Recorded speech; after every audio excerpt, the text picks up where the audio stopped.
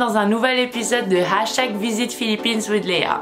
Juste après ma visite chez Apowang Od, dans le village de Buzkalan, je suis allée dans la ville de Sagada. Welcome to Sagada. Sagada est très différent de ce que l'on peut imaginer des Philippines. Les Philippines sont connues pour ses îles paradisiaques, son sable blanc et ses eaux cristal bleues. Mais à Sagada, il n'y a rien de tout ça. Et pourtant, c'est un des endroits les plus touristiques des Philippines.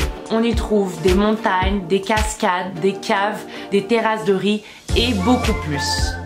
Avec l'Irène, on n'avait rien programmé sauf l'hébergement. Nous sommes personnellement restés chez Situville sous la recommandation de mon ami Los Juan. La plupart des activités peuvent se faire à pied, mais vaut mieux privatiser un moyen de transport. Si vous voyagez seul, je vous conseille de rejoindre un groupe à l'office du tourisme. Comme ça, vous êtes accompagné et en plus, vous pouvez profiter de tarifs moins élevés à chaque entrée d'attraction. Ah oui, j'ai découvert qu'en fait à Sagada, vous ne pouvez pas faire de visite DIY. Il faut être obligatoirement accompagné d'un guide local pour des raisons de sécurité et bien sûr, support the locals. Il y a beaucoup de choses à faire à Sagada en quelques jours. L'attraction la plus connue, visiter les Hanging Coffins. Les Igorot avaient pour croyance que les âmes devaient quitter la terre de la même manière qu'elles y étaient entrées. Donc, ils avaient pour tradition d'enterrer les défunts dans des tombes suspendues dans les montagnes. Vous devez absolument aller en haut des Marlborough Hills, au-dessus des nuages.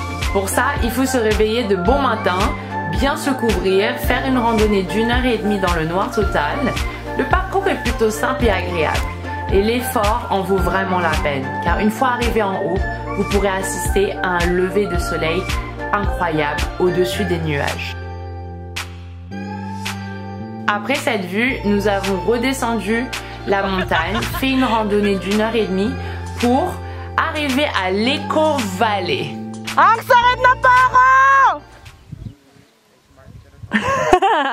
Ensuite, nous sommes allés sur le Blue Soil. Oui, c'est bien de la terre bleue et vous ne trouverez cet endroit nulle part ailleurs aux Philippines. Ensuite, partez explorer les grottes de Sagada, ce qu'on appelle spelunking ou cave exploring. Personnellement, on est juste allé dans la grotte de Sumaging. On dit que c'est la grotte la plus profonde des Philippines avec plus de 150 mètres de profondeur. Découvrez les formations uniques et naturelles des roches et pour apprécier davantage ce que la nature vous offre, utilisez votre imagination.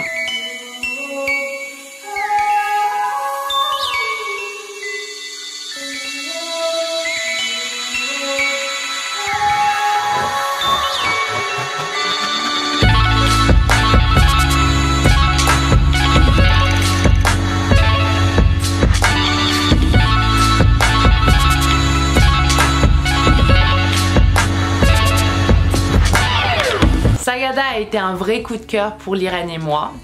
J'ai surtout apprécié l'authenticité et la richesse de la culture locale de Sagada. Je conseille vivement à toute personne qui voyage dans les montagnes de Luzon de s'arrêter à Sagada, même pour quelques jours. Merci, salamat, shukran et à bientôt!